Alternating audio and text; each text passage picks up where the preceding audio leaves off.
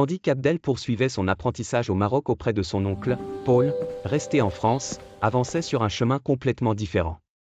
Ses journées étaient réglées comme une horloge, cours, entraînement, devoirs, sommeil, puis encore entraînement. Il répétait ce cycle sans jamais se plaindre. Pour lui, chaque goutte de sueur était un pas de plus vers son rêve. Un matin d'hiver qui change tout. Un matin glacé, le soleil peinait encore à se lever au-dessus du quartier des Métèques. Paul courait déjà, souffle régulier, pas précis. Au bord du terrain, un homme l'observait depuis plusieurs minutes. Lorsque Paul termina son dernier tour, l'homme l'interpella.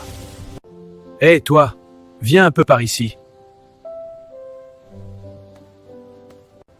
Tu t'entraînes souvent, comme ça ?»« Tous les matins, monsieur, avant d'aller au lycée. » « Intéressant, hein ? Je m'appelle Hakim, je suis professeur de Kung-Fu dans un club pas très loin d'ici. Dans le milieu sportif, Hakim faisait figure de légende, ancien athlète, 3e Choumi 6e douane, devenu entraîneur et formateur. Tu as une belle énergie, une discipline rare. Viens essayer une séance dans mon club. Paul sentit son cœur accélérer. Après quelques jours de réflexion, et le soutien immédiat de ses parents, il accepta.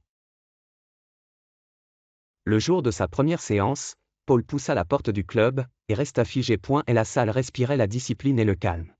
Les élèves s'entraînaient dans le silence, concentrés, précis, respectueux. « Tu dois être Paul ?» Il se retourna. Une femme élégante, posture parfaite, regard strict mais bienveillant 4e duan, se tenait devant lui. Elle portait un kimono blanc, ceinturé d'un noir profond témoignant d'une maîtrise totale.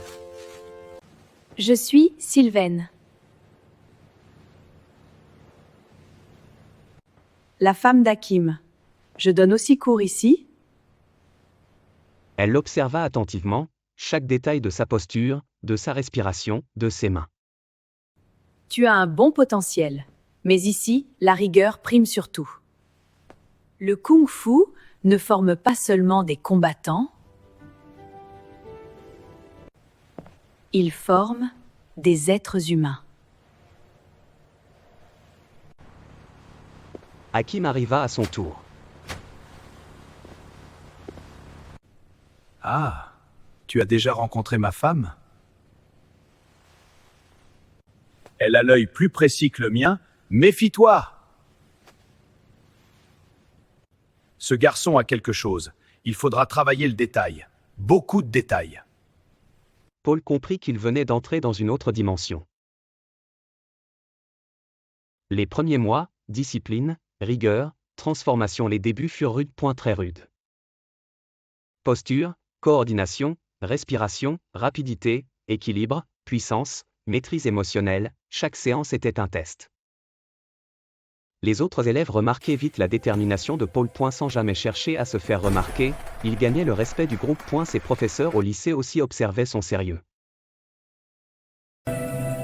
Continue ainsi, Paul. Avec cette discipline, tu iras loin. Ce soutien renforçait sa motivation. Un soir, après un entraînement épuisant, Hakim l'appela. Paul, approche. Le jeune homme essuya son front, un peu nerveux. Tu progresses vite, très vite. Mais tu es encore fragile au corps à corps. Paul resta silencieux, attentif. Il te manque ces petits détails qui font la différence entre un bon combattant et un combattant complet. Le travail rapproché, la résistance, les appuis solides, la puissance courte à quelques centimètres de l'adversaire. Et tu peux réussir, tu en as les capacités. Mais ce sera long et exigeant. Je veux te présenter quelqu'un. Il s'appelle Dominique, un entraîneur de boxe thaï réputé. Avec lui, tu vas développer ce qui te manque. Je suis prêt. Un nouveau monde, la boxe thaï. Lors de sa première séance avec Dominique, Paul découvrit un univers brutal, précis, explosif. Les coups rapprochés, les esquives courtes, la pression constante et surtout le corps à corps, rien à voir avec les longues distances du kung-fu. Dominique expliqua. Le kung-fu t'a donné la souplesse, la coordination, la technique. Moi, je vais t'apprendre la puissance, la résistance, le mental du dernier round. Et quand tu combineras les deux, tu deviendras redoutable.